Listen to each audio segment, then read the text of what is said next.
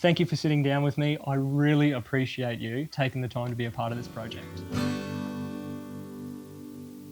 Can you tell me a little bit about yourself? So my name's Beau. I'm 34. I grew up in a small town in Mandabra. We used to always mess around with cars growing up. My dad and his mates were always playing around with cars, and that transferred through to me, and now I live this crazy life just mucking around with cars all the time.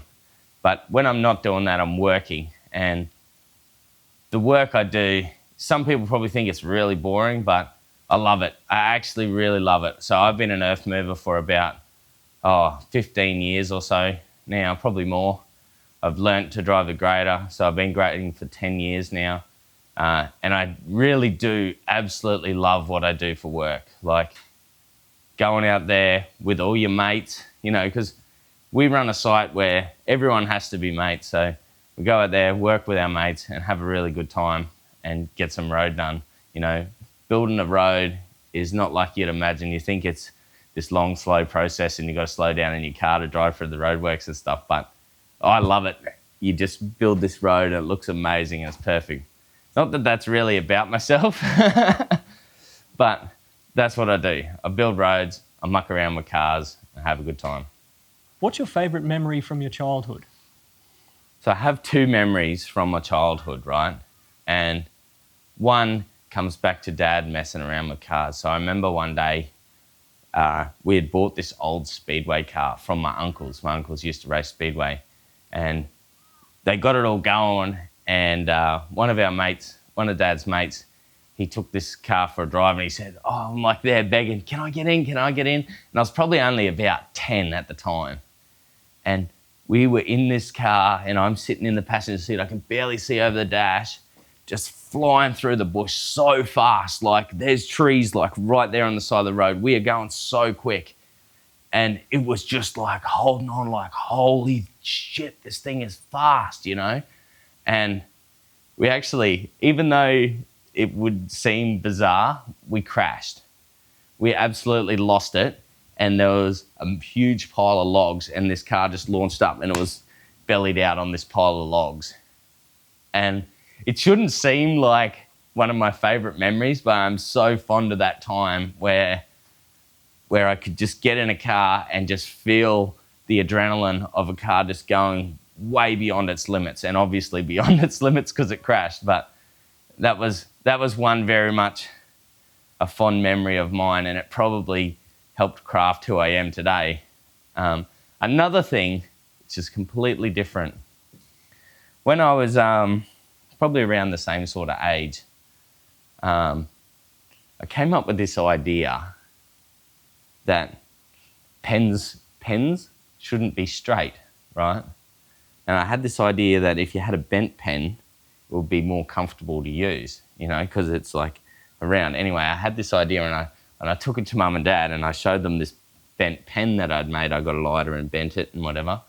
And this for me is a really cool memory, because my mum and dad said, if you think that's a great idea, maybe you should chase that dream.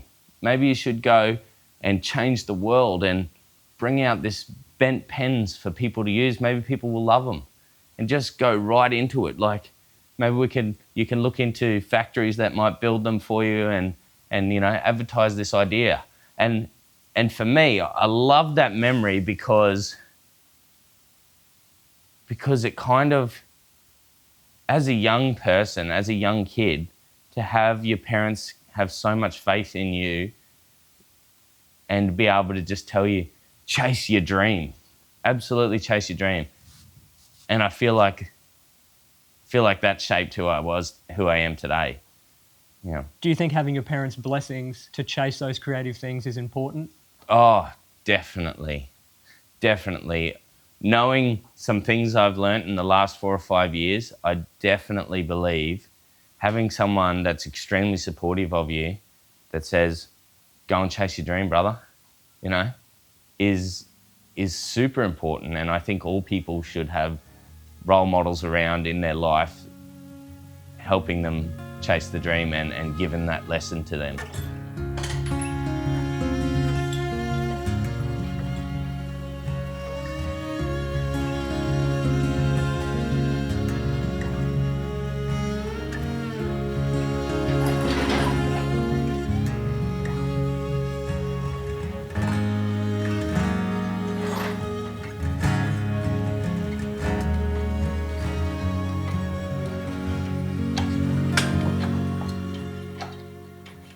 If you could teach your younger self one lesson, what would it be? Be more selfish, which sounds wrong, but for a scenario, you know, when you're met with a fork in the road in your life, right? Say you're with a partner or something, and you're going, oh, let's go down this direction because of these reasons, right? And you know, if you go down that direction, it feels like that's probably the thing you should be doing, but you don't because you want to please somebody, or you want to, you know, do what other people want you to do. Kind of like just say, no, this is the hard decision to make, and be like, you know what, no matter what's going on here, I'm going this way. And so probably to try and I don't know this lesson yet myself properly, but if you want to go a certain way, don't worry about anybody else. You've only got your one life. Go the way you want to go, and try and, if you know and feel that's the right way to go, make the sacrifices and go the way you want to go.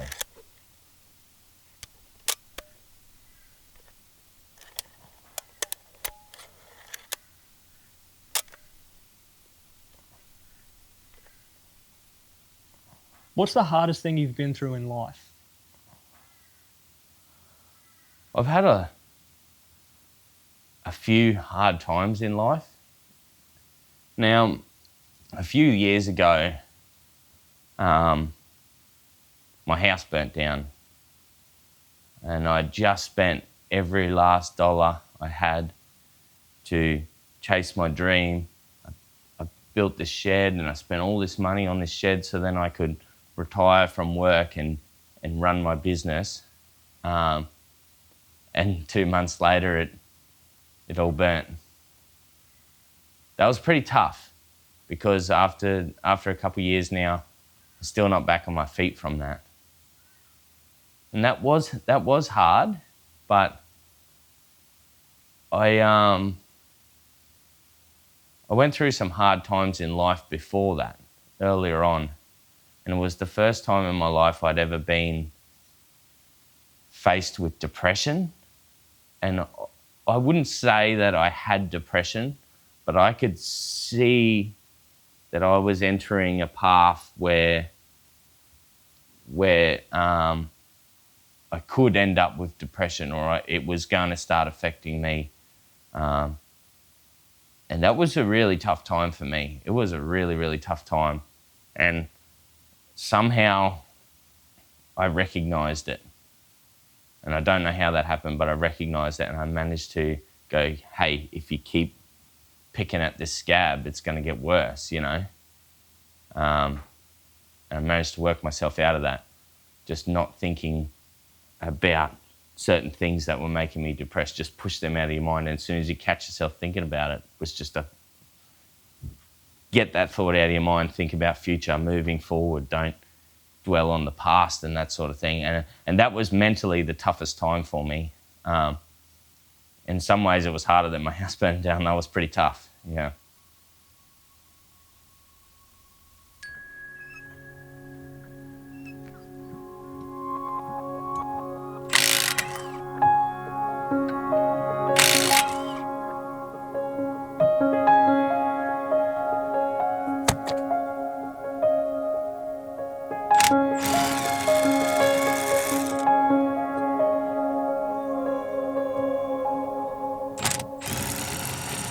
What is true happiness to you? What does it even mean? Like, what does true happiness even mean, really? Like, life is not ever always happy. Life is just handing you shit on a plate and you got to try and eat it. Really is what it's like. And you've got to be happy about it. You know, here's a plate. Ta-da, it's shit. But next time, it's going to be a 400 gram rump with a prawn topper. But you just never know what's under the lid, hey? You know, like, so there's not really any true happiness. You just gotta laugh when you get shit, and just go, darn it, you know. But just being happy, just be happy, and just enjoying every moment, even when it's shit house, even when it's a plate with dog shit on it. if that makes sense. I don't know. It's the small things. It's all the small things. It's sitting there looking out over your little patch of dirt. It's the enjoying doing a difficult mechanical task. It's the winning a race. It's the communications you have with your friends and your partners. You know, it's all of that sort of stuff. It's not just when you win. It's just the little things, you know. It's the dog running around being an idiot chasing its tail, you know.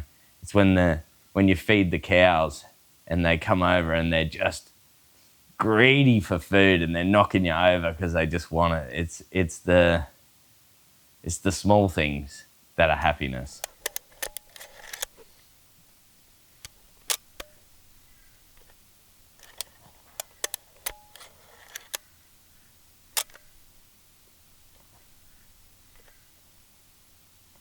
What is your greatest achievement so far?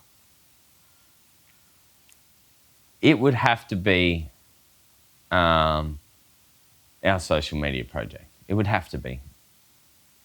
My greatest achievement so far is definitely Backyard Speedway Venture. It is literally what I wanted to do, and I did it, and now it's becoming successful. And in so many ways. And it's not just because it's allowing us to do it more, but it's because people love what we're doing. I love what I'm doing. At no point does it ever feel like work. It's amazing. It really is amazing. And I wish I could do it every single day of my life.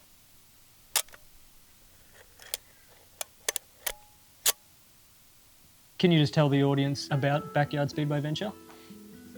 So, Backyard Speedway Venture is a place where people can go to ask us questions about Speedway. Is how it all began.